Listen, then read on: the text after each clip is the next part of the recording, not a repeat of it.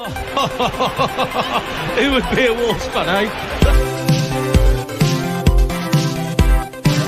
On goes Bull. People might yet win it here for Wolves. Flash in the shot. What a goal!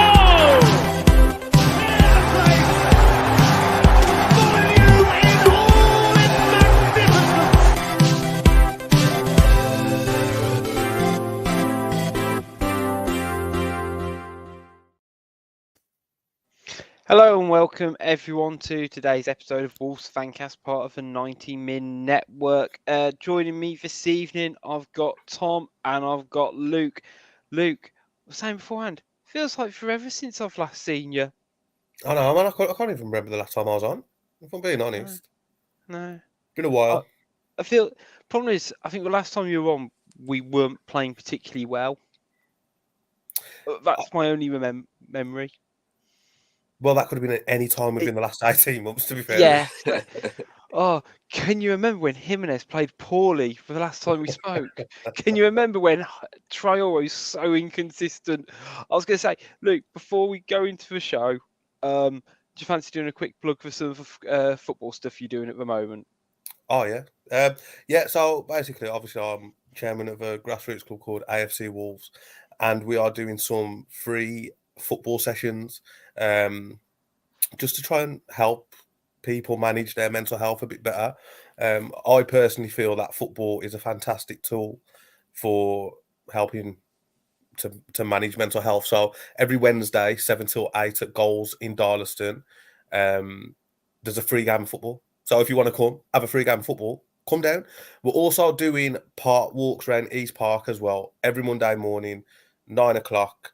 Meeting at Parklands Road side of the park, that entrance. Me and a great guy called Pete Tarbuck, who has his own mental health charity and he does loads of fantastic mental health work. So check him out as well. But yeah, if you're struggling or you know somebody who might be struggling with their mental health, more than welcome to come along to the sessions. And I'm sure the great guys at the Fancast will retweet it and tweet it out for me again. Of course, we will. We will. I mean, it's not like I definitely didn't put you on the spot there to give it a plug. So. No, of course. I mean, it's one of them. As big thanks to everyone who's already tuning in live. As good old Dean Marston saying in the comments, well said, top work. It's it's great stuff you're doing, mate. So definitely. You know what? Right, I'm going to be honest now. With all that's going on, like people are actually struggling. Like people are genuinely struggling, and in my opinion, local authorities don't give a shit. So, it's the responsibility now passed on to grassroots football clubs and the like to put on these sort of sessions and raise this sort of awareness, because me personally, I feel that the support isn't there as much as it should be. I'm not saying it's not there at all, because there's fantastic charities and there's fantastic organisations doing some fantastic work, but I just think that the local authorities could do more around mental health support. So I'll completely agree with you, and the fact that it shouldn't take away from what you're doing, but how community led it has to be is fantastic, and it will obviously get a buy-in from people. But it's a shame that there's not more out there. I could go on my soapbox for days about the lack of football pitches and the I'm not gonna name names, but there's a facility within Wolverhampton, and to hire a football pitch now, you're looking at £100 for an hour.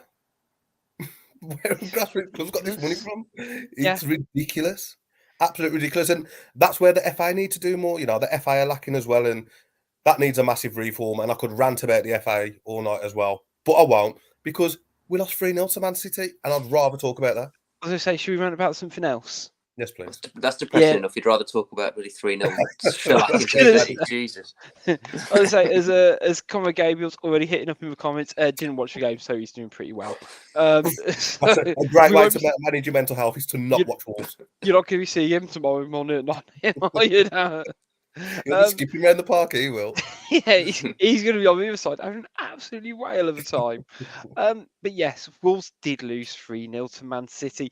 Even after I went on to TalkSport this afternoon, they said, oh, it's going to be a free hit. And I was like, no such thing as a free hit. We'll give them a game and we'll give them everything. and we still kind of got pretty resoundingly beaten. I don't know. I'm not saying the battle was over before it started, but when I saw the lineup and saw the front three of Traore, Jimenez, and Hwang, my heart did sink a little bit. I mean, Tom, what was your sort of first thoughts on the lineup? I mean, people say we're just saying it after the event, but I think we all said it on the group, didn't we? We weren't happy with that front three. I think I was pleased it wasn't a back 3/5, depends on how you look at it. I was pleased about that. And I was at the midfield three. That's the midfield three I'd have played as well, but not that front three. Hwang you could make a case for. I think Hwang's done all right. He's not set the world alight. He's done all right since Lopetegui's been in. Traore's been awful. Let's be blunt about that. And Jimenez is useless. He's fucking useless now. You're not allowed to say that. You're not allowed to. You're not allowed to say anything about Jimenez. You're not allowed to. No. Yeah, well, that's it. He runs. I think he's buying into it. He's running around a bit, but I could do that. He's not the bloke he was. We need to all realise that. And it's not the bloke he was. He was a genuine, nearly, he was an elite striker before, and he's not even championship at the moment. Sorry, but do you know what, Tom? Looking at you, you slightly look like Raul Jimenez. I've had that before. I love how put number 9 on me. I'll do it. I can do what he does. I love how much Tom just gets compared to. I was going to say any sort of Hispanic Portuguese footballer. Just sets mould. Yeah, you do, man. You do.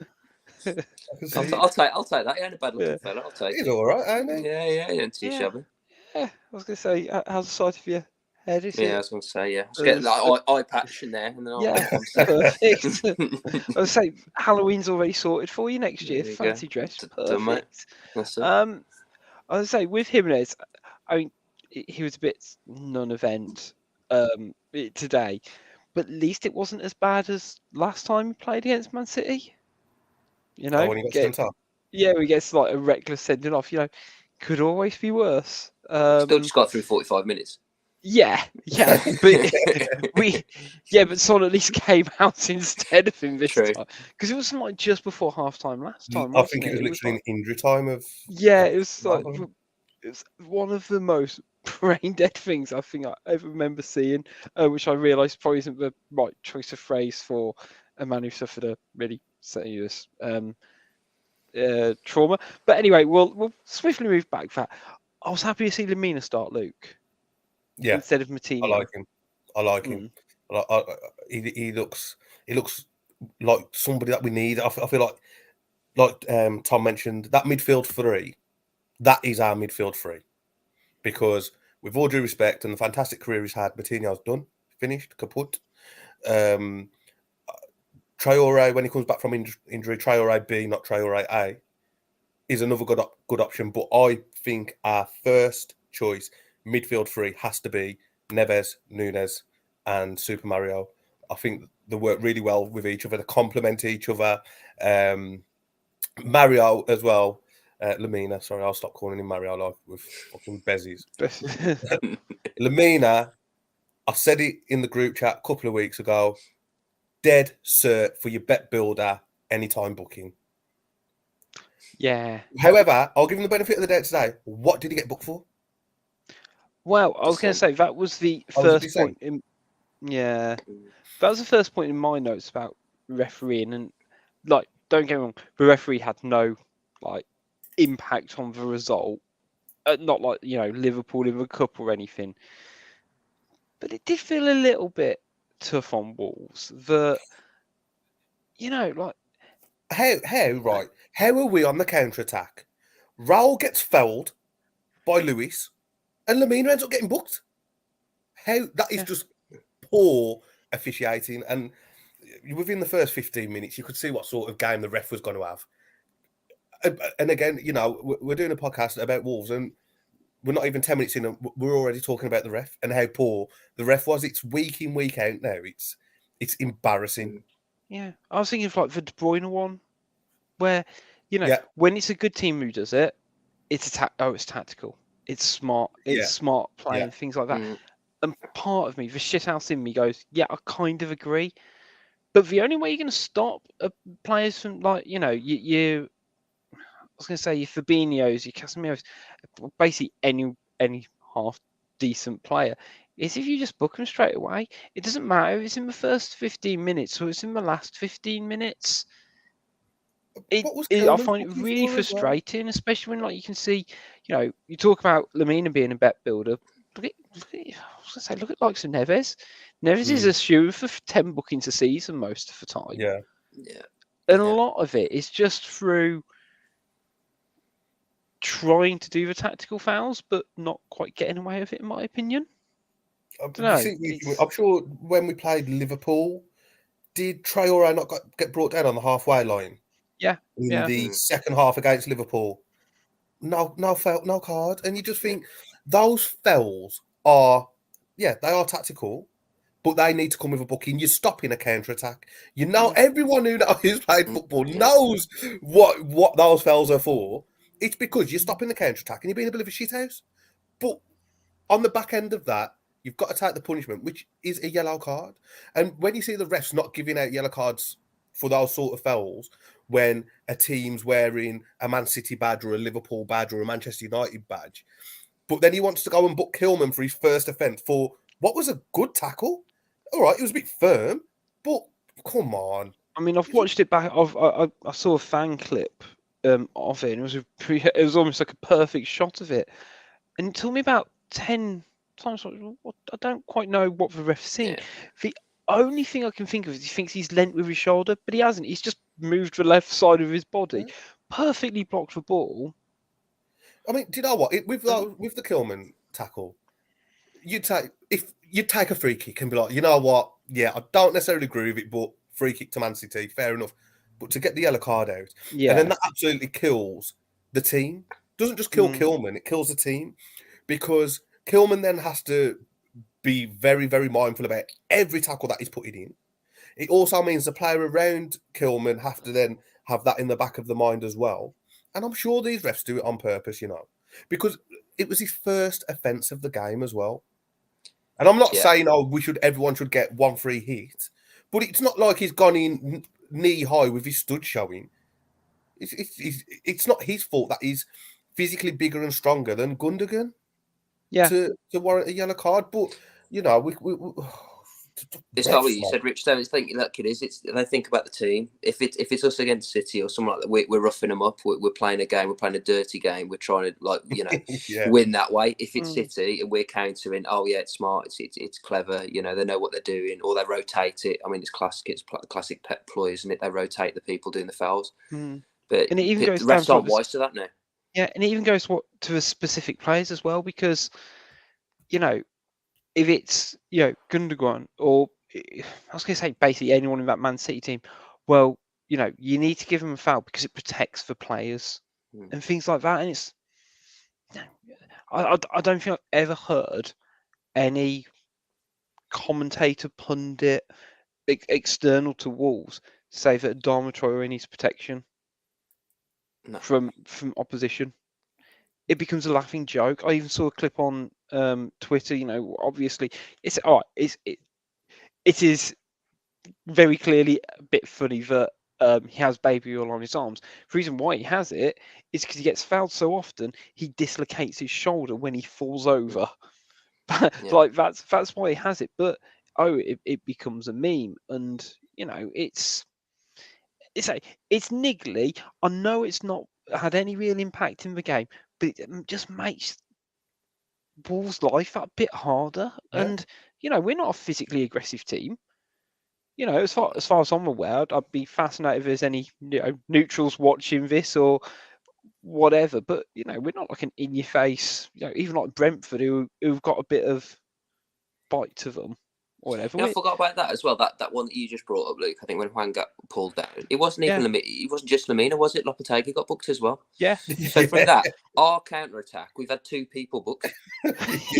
Bizarre. Like, I mean, again, like, where's the warning for Lopetegui or whatever for having a go? I mean, I know he's animated on the side, but I love it. I think it's great. Yeah. But then He's on having three yellow Bruno cards sat now there as well, doing ain't he? jack shit, just stand there Yeah. like a lemon. So how you know, many bookings is he's on for Lopetegui on suspension. now? I think he's got I 2 was now. gonna hasn't he? say, he's racking them up. But Yeah. again, you know, when I'm assuming that Lopetegui got booked for arguing with the ref or questioning the ref or whatever. But when the decisions are so consistently shit, of course the manager's gonna lose his head a little bit. And you know, I'm not condoning sort of abuse being thrown at referees because I don't think it should be.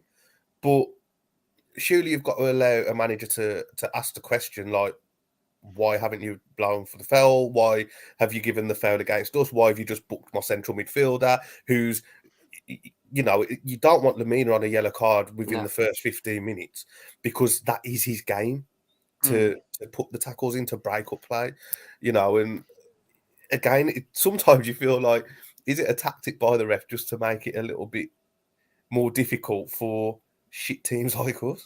He sets his stall out, doesn't he? I think. Yeah. And going back to Lopetegui one, I mean, I don't know. I bet Arteta hasn't been booked this season, and if you watch him on the sidelines, he's much worse than Lopetegui. Yeah. It's the badge in it. Let's face it, stuff like this, it comes down to like the badge, and it's really, really annoying. And I can see why refs don't like us because we moan and we roll around a bit.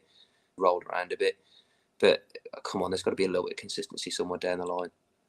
Yeah, I think I find particularly I find the managers really frustrating because you look at literally any of the top 6 managers. Look at Klopp. Look, mate, like, you know, and then Lopetegui comes in, and again, the perception is, you know, he's aggressive towards referees, and you know, it's that difference between passionate and angry, I guess.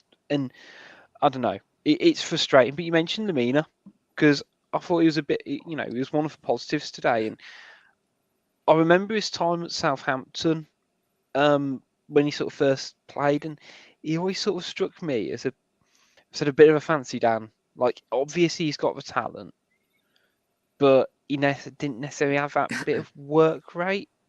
But from what I've read, and now obviously what was in a Wolves shirt, he seems to enjoy that physical aspect of the game and really sort of being a proper engine room type of midfielder. And again, screams the exact sort of player we've been missing the last few years. I feel with Lemina and Neves, it will hopefully in time allow Nunes to get forward a little bit more and offer us a little bit, offer the defence more protection through his style of play. You know, because he looks good in the tackle, his positioning looks good, he's quite physically strong as well. But like you said, Rich, he can play as well. You know, there was one time the ball came into him and there's just a little flick in between, you know, let the ball come in between his legs, flicked it back to Collins, I think it was. You know, he's got a little bit of flair to him. I think when we first signed him, I wasn't sort of overly enthusiastic, but I feel like he's going to be a really good addition to the team / squad. Yeah. And I think, in fact, you know, you say on paper, signing a 30-year-old midfielder who's had a couple of stints in the Premier League, never really set the world alight playing here. I couldn't understand why it doesn't, and neither did for me. But as I say, he seems to have kind of really matured his game and still kept, you say, that bit of flair that made him essentially a Juve player.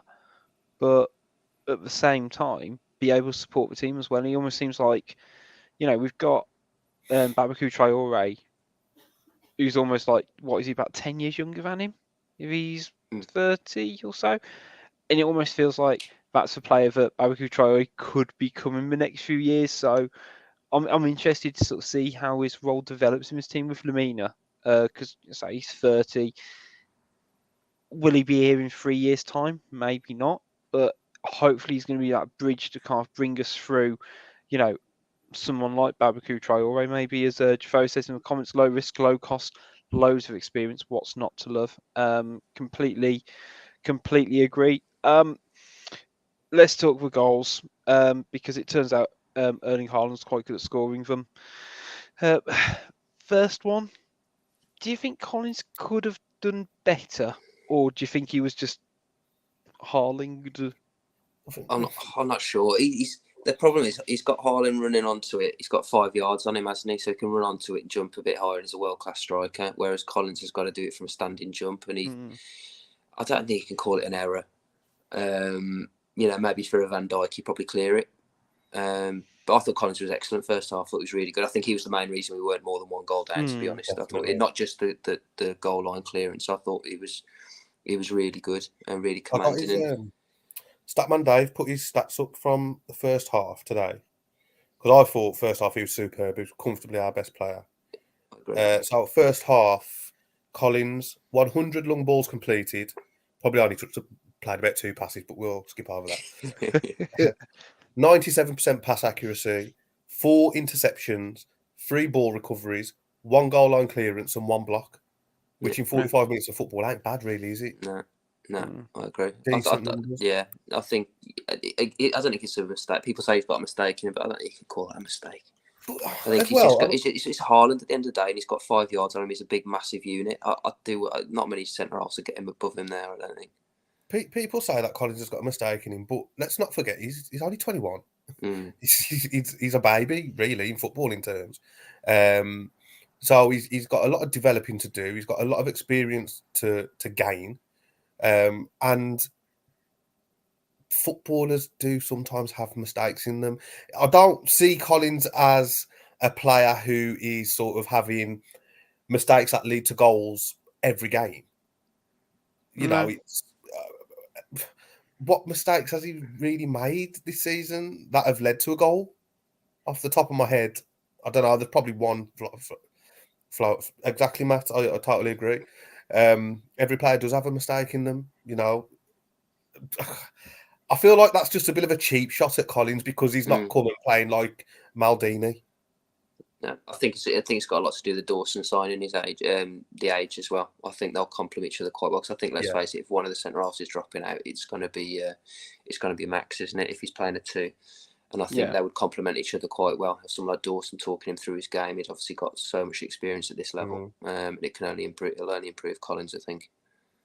Yeah, I think Collins is obviously his game's just increased tenfold, hasn't it, since Lopetegui's come in and Tommy said the other day. It feels like Collins is like his main man at the back now. And what my sort of take on it is I think because of his size, he looks a bit gangly, and it almost feels like when he looks, he can look a little bit clumsy and almost not quite know what he's doing, despite knowing what he's doing. Like the same way Richard Stearman, who, maybe that first season we had him when he was obviously a good centre half championship level, but still looked a bit raw and might have had a rick in him, but he never really, again, similar to Collins, it wasn't like he was doing like Titus Bramble howlers, but he'd look exposed if he's in a lot of open space and things like that. And I'm not saying that, again, in like 5-10 years time when he's still here, he's just going to become, say, fucking brazy.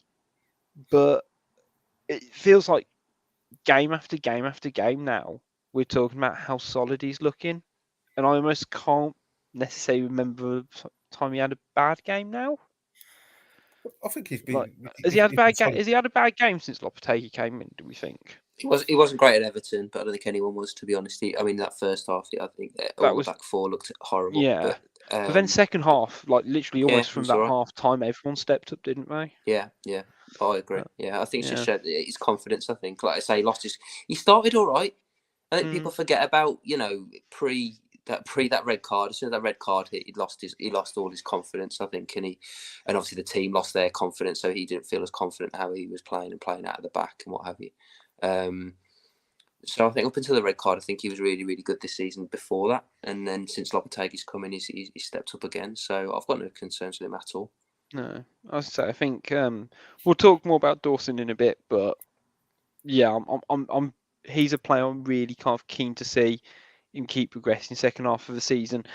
So we're going to the break, 1-0 down. And it's interesting what Lopetegui said afterwards, that he felt he made a mistake with the lineup pre-match in terms of how they wanted to start the game. So Lopetegui, almost true to form, switches it up and makes a triple sub at half time, which, again, I don't know whether it's something that's a really good thing because it shows how proactive he is, or whether he shouldn't be having to constantly making these triple subs. I think it Because just he shows does do an awful lot. he's not scared to make a change when it's not working. And there's plenty of times in games and seasons where it's not going to work. And I think it's good that a coach can stand there and take accountability for his mistakes. Because how many times down the years have we had coaches where they've made a mistake, but they still haven't changed it until the 75th minute, and by then the game's gone. Yeah. So I'd rather him identify his mistake early and rectify it, than letting the game sort of be lost already and then thinking, oh, you know what, I'll make a double change now on 75. I know it does help now we can make 5 subs, and that's completely changed the game of football for me from a tactical point of view. So obviously when you could only make the 3, it restricted you a lot more than it does now. But yeah, as a coach, you're going to make mistakes. You're going to get it wrong. But I feel like the signs of a good coach is when you can identify the issues and you've got the sort of nous and bravery to change those mistakes. So I don't see a problem with it at all. And I guess have the buy-in from the players as well to be able to kind of go, we know it's not working. How are we going to fix it? And exactly. And I think from a player's point of view, you're thinking, this ain't quite working. We need to fix it because this motherfucker, he ain't going to be scared to bring me off. Whereas if you've got a coach, the game can, you know as a player, if the game's not working, if the game plan's not working, when you're on that pitch. But if you know your gaffer ain't going to make a sub till 80 minutes, you can think, you know what, I can still coast. He ain't going to change it for another half hour anyway. But when you've got a manager who, if it ain't working after half hour, I'm changing it. It makes you as a player think, well, do you know what? I've got to step it up and try and make it change myself, which is equally as important as a manager sort of making those changes, in my opinion, anyway.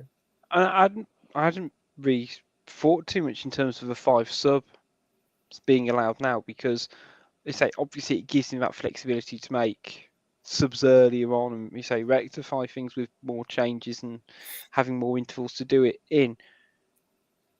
But they say he's adapted to that a lot quicker than any of our other managers who have had that opportunity. You say it's not quite worked, then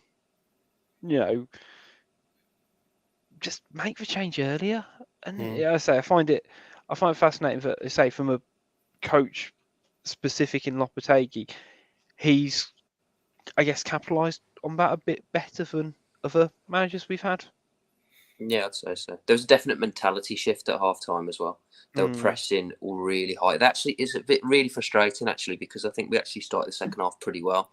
It looked a lot more threatening. And then the penalty is just so annoying. It is a penalty, but it's just so annoying. He doesn't even know he's there, does he? It's just a coming together. It's really unfortunate how it sort of came about. Because like I said, there was at one point I remember almost wanted to freeze frame it because I think we had 6 players pretty much in and around their box trying to squeeze them and pen them in, trying to play like City.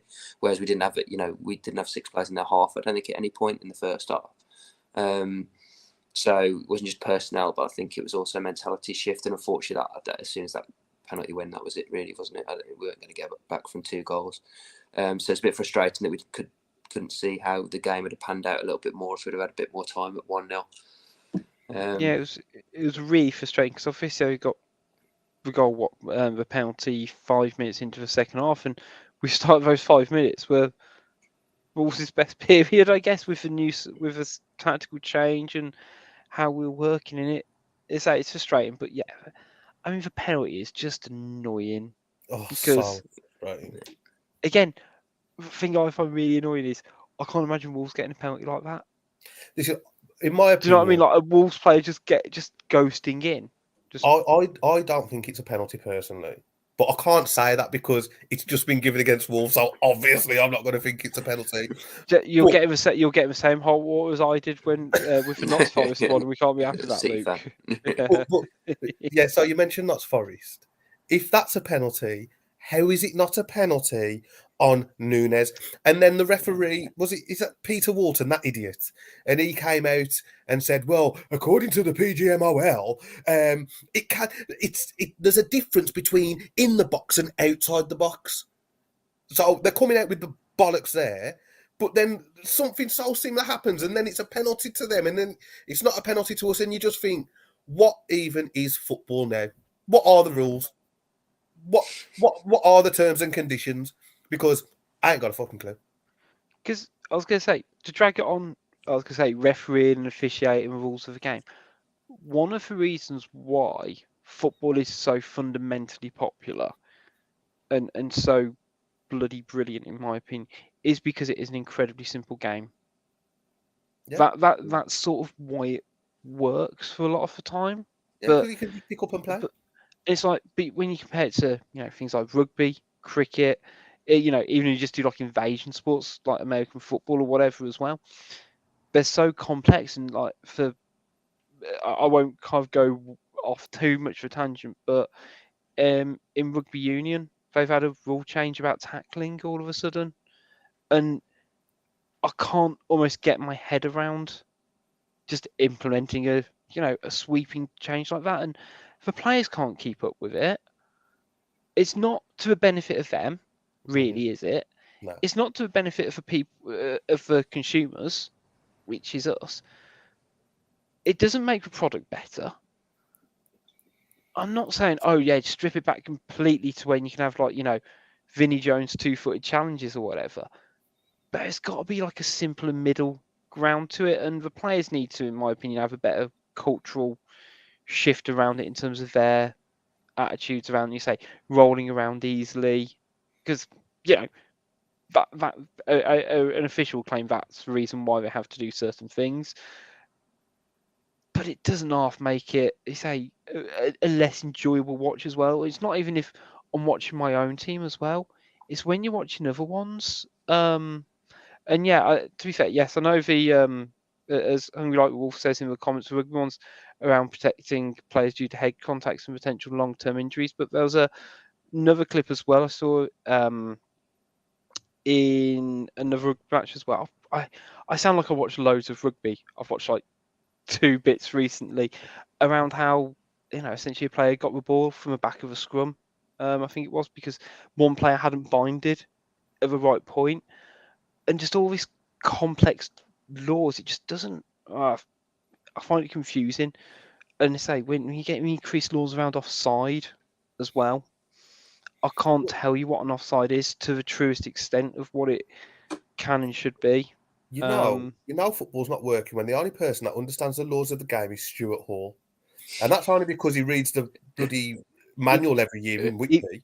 Yeah, But obviously we're not experts, but we're confused around the laws of the game. The players are concerned around the laws of the game. The professional pundits are concerned around the laws of the game. The commentators, I think even the managers, everyone is so confused because, in my opinion, they've taken away all transparency now. And you see one incident, and then the week after you'll see something similar, but the explanation from the referees or whoever, the PGMOL, it will be different, even though the incidents were so similar. And it's mind-blowingly frustrating. Speaking of frustrating, Man City's 3rd goal, because I think you can make a point for at least 2 out of the 3 goals, particularly the 3rd goal, were avoidable. And have we almost seen the basement level of Jose Sarr now, who has been for 18 months at Wolves, been a really strong performer, but his form, his form's almost done the exact opposite to Collins this season, and he's just slowly slumping because I've genuinely no idea what he was trying to do at that moment. I think it was almost like he was told you need to pass out from the back, and then thought, well, that is the only thing I can do, and for a player of his quality, that was a sad and frustrating thing to see. There was no pace on it whatsoever. Like anyone could have intercepted that. You could have got Bully out of retirement. He'd have intercepted that. It was just piss weak. I don't know what the hell he was doing with it. But it's not the first time, is it? I mean, he had a couple of these in him. He got caught out a couple of times last season, but he got away with it. And now his sort of look seems to be running out. But again, I'll go back to that. His brain just seems frazzled with stuff like that. I'll go back to that one against Liverpool when he tried to pass it back to Neves when he was already pretty much on his goal line. It's not. He's keeping is so much about decision making, and his head's not right at the moment. In which case, he's not making sound decisions, and he's got so much ability. It's really frustrating. But I think he'll be replaced in the summer. I'm pretty sure. I think Lopetegui. There was rumbles, wasn't there, already, and we were a bit, surprised by it right at the start of January, and they said they were going to look for another keeper to push him, or they sort of said, potentially a number 2, but there's someone who can push Sarr. So I think Lopetegui's got his number. I think he'll be gone in the summer. I think with the way Lopetegui wants to play, blatantly wants us to play out from the back. He will want a goalkeeper who's a lot more comfortable with the ball at his feet. Because while Sarr isn't the worst kicker of the ball in the world, he's certainly not Patricio. He's not great. And like you said, Tom, his decision-making as well isn't great. So I think you're right. I think you're spot on. He will get replaced. And I'd love us to go in for the lad from Liverpool. Is it Kelleher? Yeah. I think he'd fit us perfectly. See, I don't want to sign him because I don't think we should sign players from Liverpool, personally. Because they charge twice as much as any other club. Well, after the way they've done us the last couple of seasons, we should get him for about £2.50. Yeah.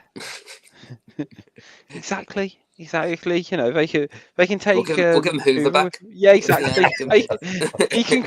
We'll end up like paying him like twice as much or something like that. It would be ridiculous. I don't know. It feels like, again, the perception around Sarr's changing, because I wouldn't necessarily call him a sweeper keeper to a true extent, and being almost a defender in goal, as it were. But I never saw Sarr as being bad with his feet, but he seems to not be able to quite understand the process of what Lopetegui's trying to do in terms of passing out from the back. It's almost like Sarr's distribution is long distribution rather than, I guess, short fires out to to your fullbacks or centre halves. And I think that's the issue. Like Tom said, it's his decision making.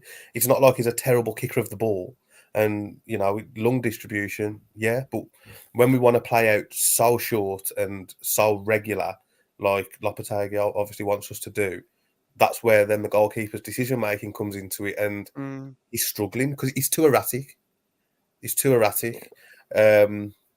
Which is a shame because he's a great character. He's not like he's a terrible goalkeeper, but if we're talking about Collins has got a mistake in him, and Sarr's got 3 or 4, you know what I mean? It's if you want to point fingers of mistakes, I don't think you should be pointing at our 21-year-old centre half. Maybe look at our 30-year-old goalkeeper. It's about that in your late 20s, 30 odd, yeah. But I think Tom's hit the nail on the head with the word decision making. We need a goalkeeper with better decision making, because he's frigging giving me a heart attack when he's kicking the ball out for corners twice. Yeah, in like 2 weeks. This kid can't play out from the back. Yeah. I'll say apart from that, obviously Wolves had a few half chances. I think there was a penalty shout as well, I believe. For Sarabia. I mean, again, not enough. We'll park the referee stuff for one side, because I know we all know Carl. I think we've had our event, and we know where we all stand on it. But I guess I know I didn't want to say this is a free hit of a game, but in terms of Wolves this season and how Wolves have done under Lopetegui, I don't think this really touches the size, to be honest. We know Man City are obviously a good team, And as we've had a comment on YouTube, big thanks to everyone as always. But Hungry Like a Wolf said, Man City win what 16 out of 20 teams each season. They're going to beat us at some point, and at least 16 out of 20 games. And unfortunately, it was us today. It's not going to be defined by this defeat, is it? Our season's not going to be defined by losing 3-0 away at Man City in January. And again, we don't want to use the term free hit, but our season's not going to be defined against our next fixture against Liverpool. Our season will be defined against Southampton the week after. The West Ham game last week are the games that are going to define our season. It's not a free hit. We don't want to lose games ever, but at the same time, I think we need to be realistic as well. Man City are probably the best team or one of the best teams on the planet. They need to have an off day and you need to have a good day to get anything from the Etihad. Yeah, I agree. And that didn't happen today. Yeah. No. We were average to poor, and they were pretty average as well, to be fair. And their 11 is 3 goals better than our 11 when they're playing at the same, sort of ability, if you like to put it that way. Like you said, like Luke, absolutely right. We have to play great and they have to play poor if we want to win. We have to play good. They have to play poor if we want to draw. They didn't get out of second or third gear, and neither did we. Yeah, we lost. Yeah, and now we've got 2 weeks off. I say 2 weeks off. We now not got a game for a couple of weeks, so hopefully that gives Lopetegui a chance to continually whip them into shape, because it has been a full-on fixture list since return as well. So hopefully they can continue to work on some of the sides of the game, and which they definitely have been doing. And again, aside from this game in terms of how we're getting more players forward and things like that, but there's still plenty of work to be done. Hopefully in that next 2 weeks we might sign a few more players as well, or see a bit more transfer activity. So we're going to take a quick break, and after a break we're going to talk about some incomings and outgoings.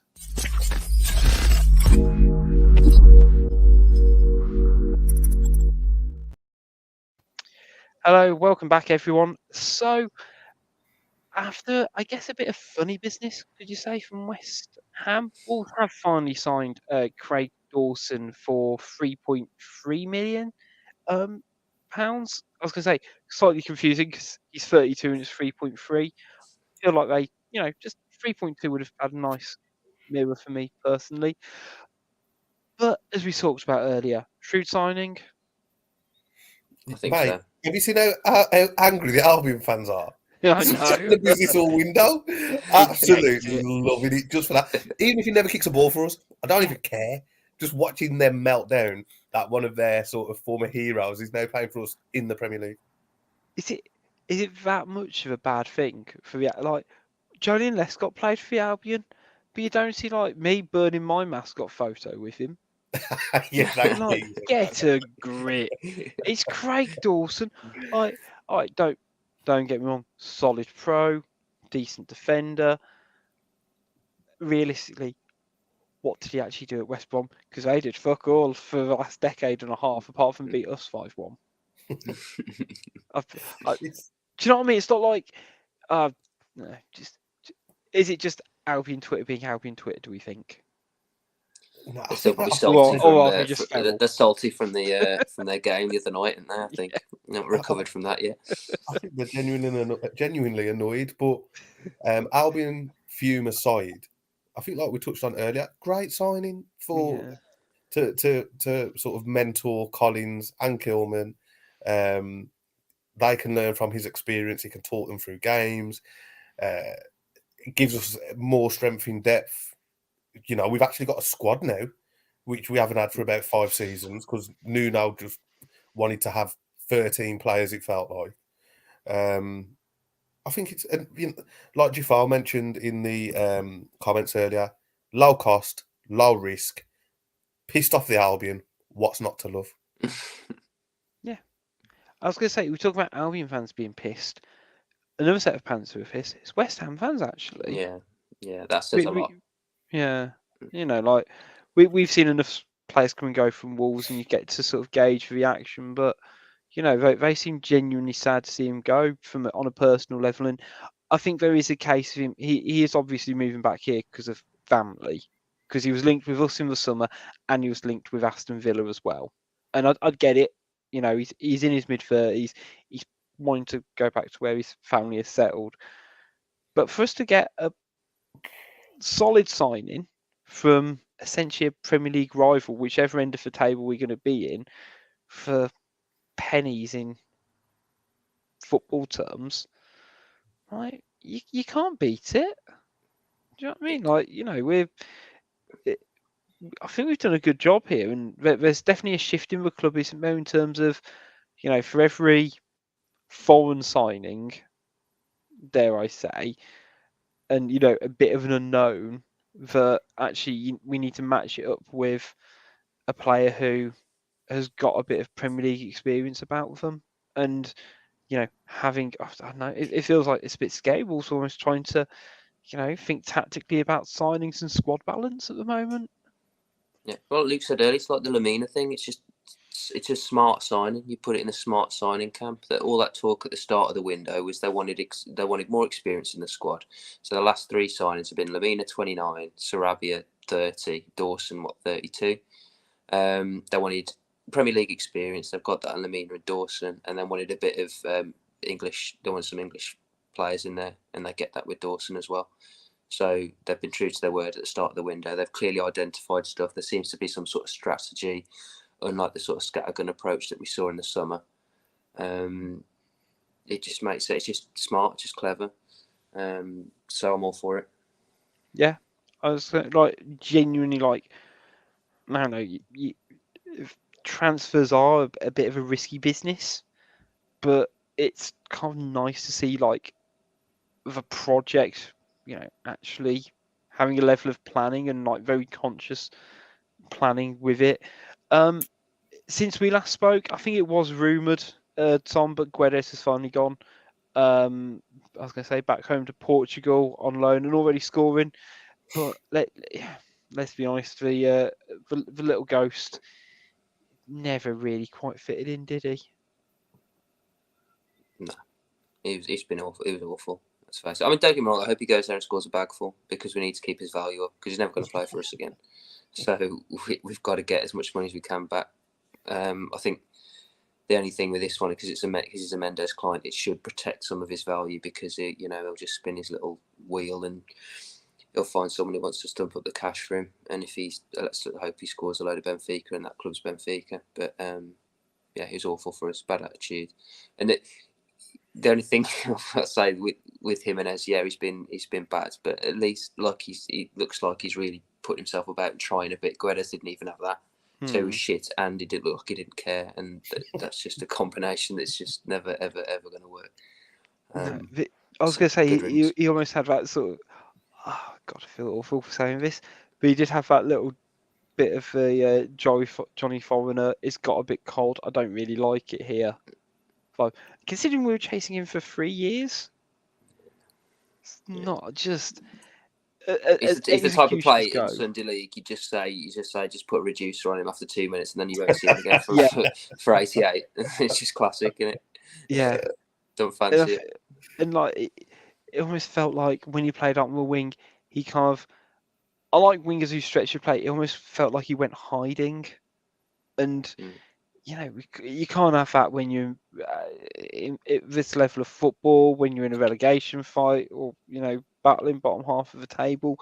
You just can't be doing with that. And when I look back, and you kind of have we had Pedro Neto, who appreciate is younger, but really works on his game and works off the pitch to become a better player. Then we brought in Trincao last year, and sort of towards the end, he at least kind of started to show a bit of promise. And I'm not saying I think we should have signed Trincao. I could have understood why we maybe have potentially loaned him for another season or something. But then Guedes, it's just frustrating, really frustrating for me. talk has gone quiet though on the Free João Gomez campaign though, because I mean, I just need him to sign for someone now. Whether it's Wolves, whether it's Leon, he just needs to sign for someone at this point. I can't be doing any more of a protracted transfer saga, in my opinion. Just free for man. It's just weird, isn't it? Because if he goes to Leon, it's obvious that he doesn't want to be there. I don't even know what's going on with our bid, but like Flamengo now rejected it. Have we, is our bid completely out the window? So if he doesn't go to Leon, and Flamengo are just going to say, well, you're not going anywhere then. Like, what the hell is going on? If he doesn't come though, and I hope he stays at Flamengo, and they go into administration because they needed £15 million to pay off the taxman, and then we get him on a free. Because come on, let's be honest, man. What they've done is it's totally underhand. It's bang out of order. You can't accept an offer. Well, I suppose you can, but like morally, it's just completely wrong, isn't it? When even your own asset / player is pretty much saying, "Come on, lads, let me go." Like, is it not sort of like exploitation in some sort of way? Like they're literally holding the man against his will to stay in a country that he doesn't want to be in anymore.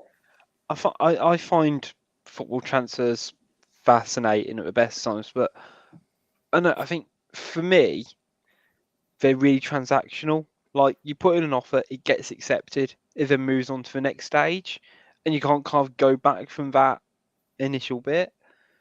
But I guess it's like on that bit on Football Manager where you get all the way to the end, and you still like even if the contract's been confirmed, you can still put yes, no delay.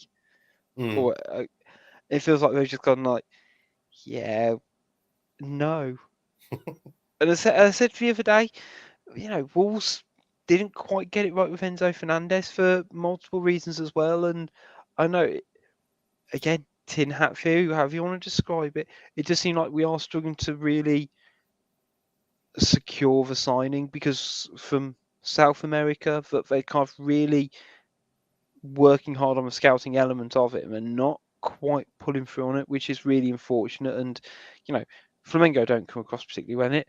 Neither did Leon, to be honest. Nah. Well, but with Leon, yeah. If do you think they're interested in the player, put a bid in. It's Flamengo for me. Like I don't think there's anything wrong with. You certainly can't say anything about like our recruitment team on this deal because they've done what they thought needed to be done, and then Leon have just come in and put a spanner in the works, and Flamengo have. I don't even know why it's got to this position. Like, if the player wants to go to a club, then just let him go. For money that they obviously thought was acceptable, a week ago, 2 weeks ago. So why is it any different now?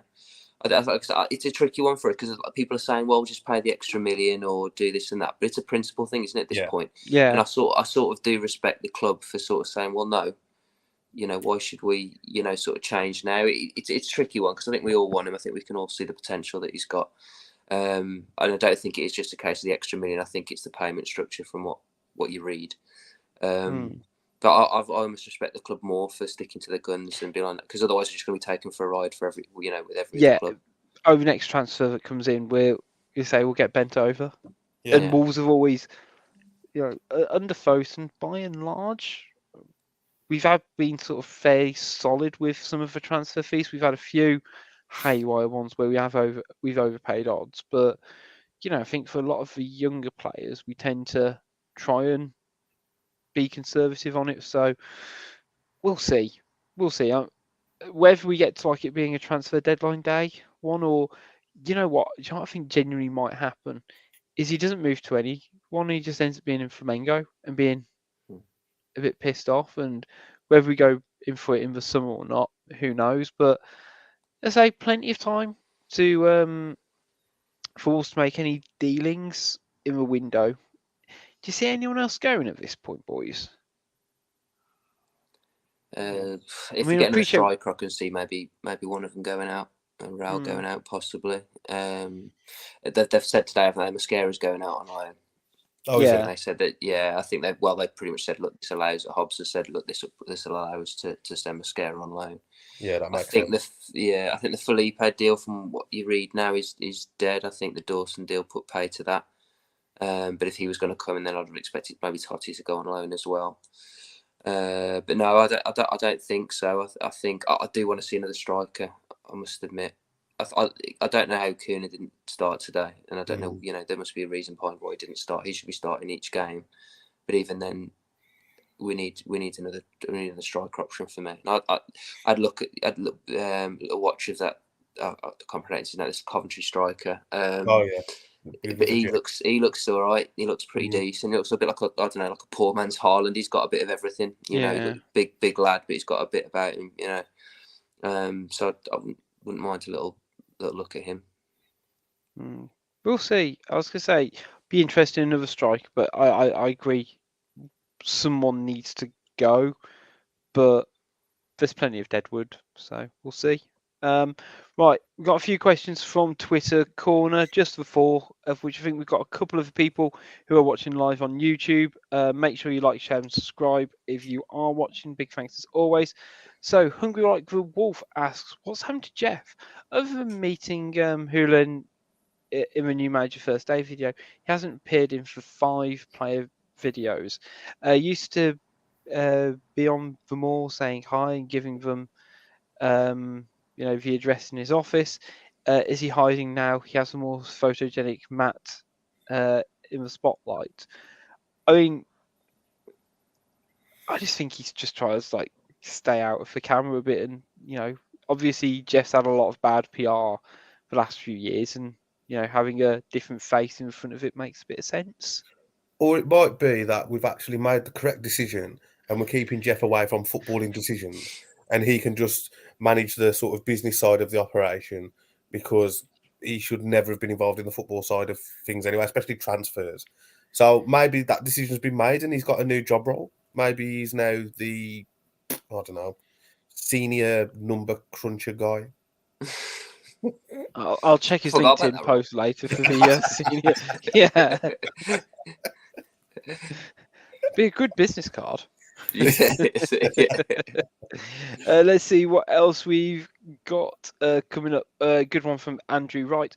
On the subject of escaping the drop zone, which members of the current Wolves squad would you least like to help you in an escape room, and which ones do you think would help you get out of there in no time? Moutinho for the one I want, probably. Yeah, he hates to lose anything, so sign him up. He seems quite smart as well. Yeah, I think he'd be able to work out the puzzle in front of him. I'll take Neto with me, just because Okay. it'd be a laugh. Yeah. You're having a laugh, and I'll struggle with those sort of things. So let's just at least have fun for an hour. Yeah, a couple of cans, have a laugh.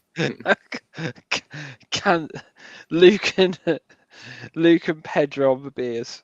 I was trying to think of who I don't think would be particularly great in there. I mean, is it lazy to say Adama? I was thinking you could take Adama with you, because he would just smash the doors off anyway. Yeah. Just say you stand at the opposite side of the room, right? Put your head down and just run as fast as you can through that door. Get us out. Get us out. What else have we got? Jaffo asks, which one of the injured players would make the biggest impact to our season right now? Pedro Neto. Yeah. Pedro Neto, best footballer in the world. I'd actually go Clyde-Sitch, actually. I think he'd be all right. I haven't said, just from what we saw before he came in, and we need a striker. I think we've got wide midfielders covered now, but not centre forward. So makes a lot more sense, Tom. Yeah. Really. But who would be better for Luke to have beers with in an escape room? Well, that's it. That's a different question. Although everything you read, Paris Sasa-Klanic is a very lovely man, so you might have a nice time. I think he'd be the sort who'd bring you the beers with him, though, Luke. Whereas I don't see Pedro Neto doing that. What, bring you beers? Yeah. I think he expects you to supply the beers. Hey, let her get on the bag and everything, I reckon.